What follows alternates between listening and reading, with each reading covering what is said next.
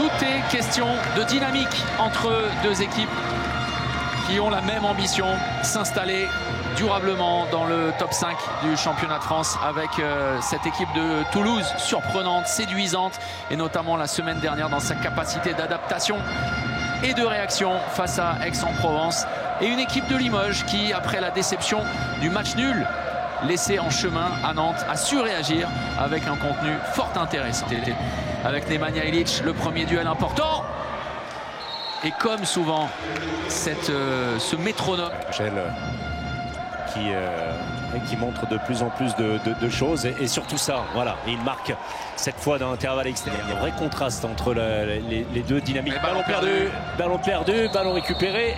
Allez, l'occasion pour Limoges et un coup à jouer peut-être à gauche.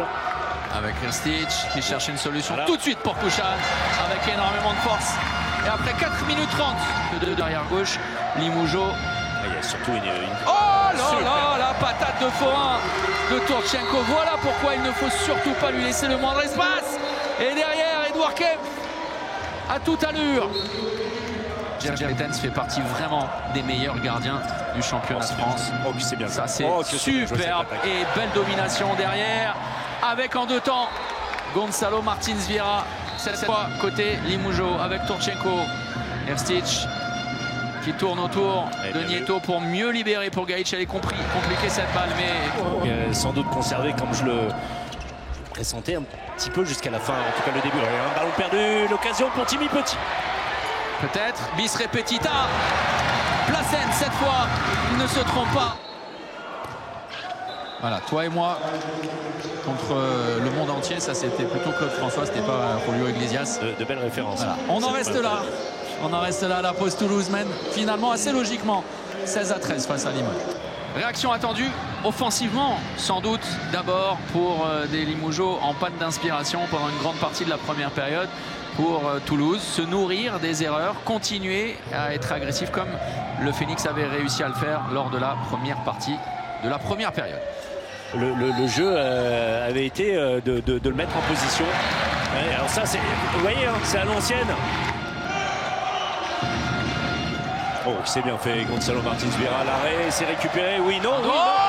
Le réflexe énorme de Gauthier Iva. Turchenko, un peu à la celui-là il est bon, celui-là il est bon. Avec Hrstić. Surtout, hein, parce que si Gabriel Niembo sort, c'est un ballon lâché un peu n'importe comment là-dessus. Et là, il tombe dans le piège, justement, Kervadec. C'est exactement ce que voulaient les Toulousains. Ah, il pèse. Il évolue sans... Attention, Feuchmann, ça ne marque toujours pas cette fois. Théodore Paul, trop tardif.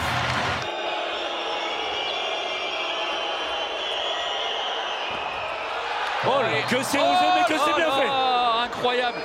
C'est maintenant ou jamais pour les Limougeaux. Eldera, Kervadec, retour intérieur. Oh, tout proche une nouvelle fois.